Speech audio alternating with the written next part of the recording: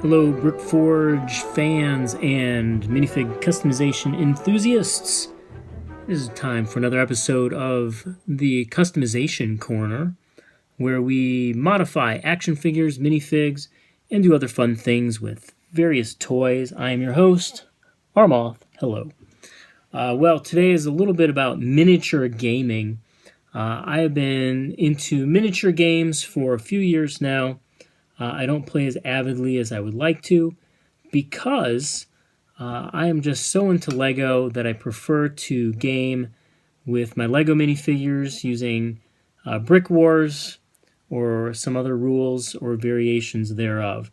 But on occasion, when I get a friend to play, I still like playing Star Wars miniatures, Dungeons and Dragons, and some other types of tabletop wargaming. Today, I want to show you a little bit of what I'm doing with these miniatures. I'm actually trying to copy these Star Wars miniatures using Lego figures. And in this case, we have a clone trooper, pretty basic, matched up to a standard Lego clone trooper minifig. And then we have General Obi Wan Kenobi from the Clone Wars, wearing his Jedi robe and some clone trooper armor. And that's a little bit harder to copy, although I think I'm doing a pretty good job. He's got the Jedi logo on his pauldron. He's got a tan waist armor to match his cloak. But what's missing is this white area, this piece of armor up top. And so instead of just using the pauldron, I thought that I really want to get him some cool piece of white armor just to cover up the chest area. So for that, I am going to find a BrickForge Shock Trooper armor in white. This is a pretty old version with a silver wolf pack icon on the chest, which we will take off later. But for now, I don't like how it would cover the entire torso, so we are going to cut off the bottom. And as you can see, I have my handy dandy rotary tool out.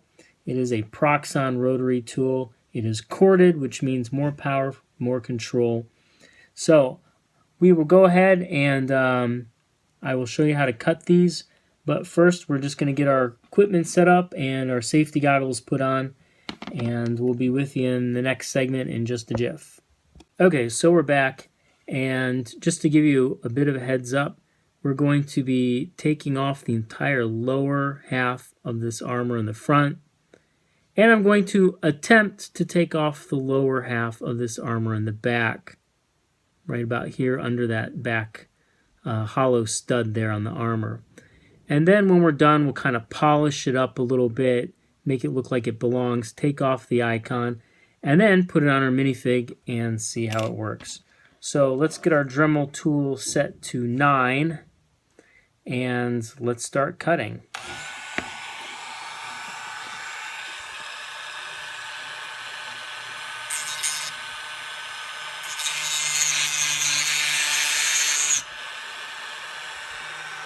I usually attack it from both sides.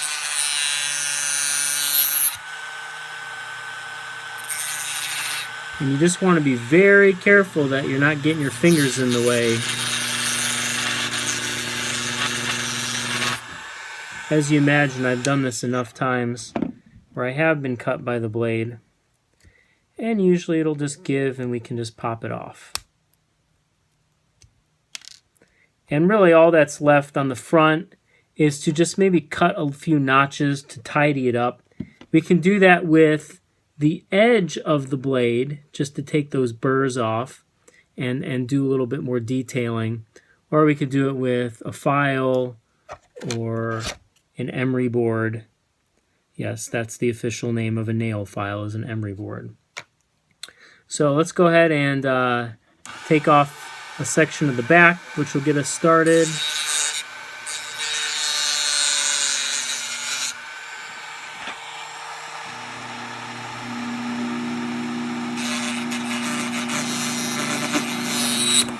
Whoops. Better make sure you have a really good hold on that piece of armor. Okay, so we got the majority cut off the bottom, front and back. And now I'm just going to take the edge of this and we're just going to run it along. And we're going to kind of cut a little bit more into these grooves just to get it some shape.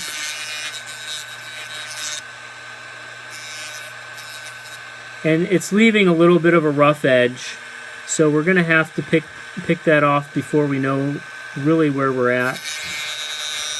I'm going to take the corners off here. And we're going to swing around the buckles, come in a little bit towards the stud. And we're going to give it a nice little contour around that stud so it looks like it belongs. Alright, so we got a bit of a rough edge.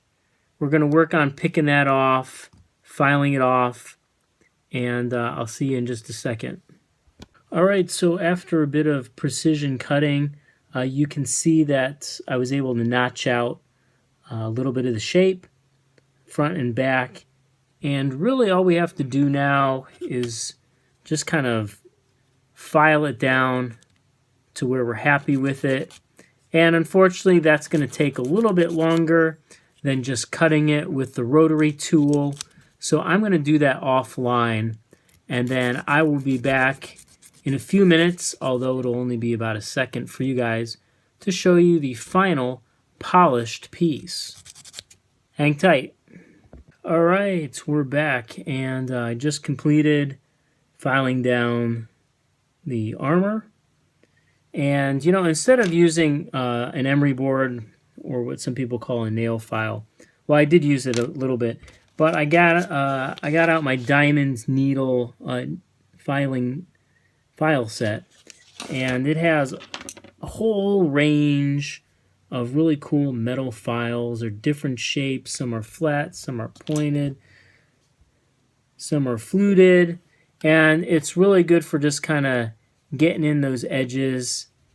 And because they're metal, they tend to take those plastic burrs off easier, and it really helped you know, make these edges pretty smooth. So I'm very happy with the result. Next step, we're going to take that Wolfpack logo off using our handy dandy brasso, and we will be ready to put it on our General Kenobi minifigure. Wow, voila, that was pretty quick. So it is gone, and it's neat. It's just a half piece of armor, so we're just going to plop it on General Kenobi. We'll keep the Jedi pauldron there as well, since it kind of blends in, and I really like having that Jedi logo off to the side there. Alright, it's kind of sunk in, so there you go. There is General Kenobi's clone trooper armor, and I think it looks pretty finished. I'm pretty happy. We also have him standing on one of the hexadiscs, which is one of the components of the Hexabricks assembly, which is featured in some of our other videos.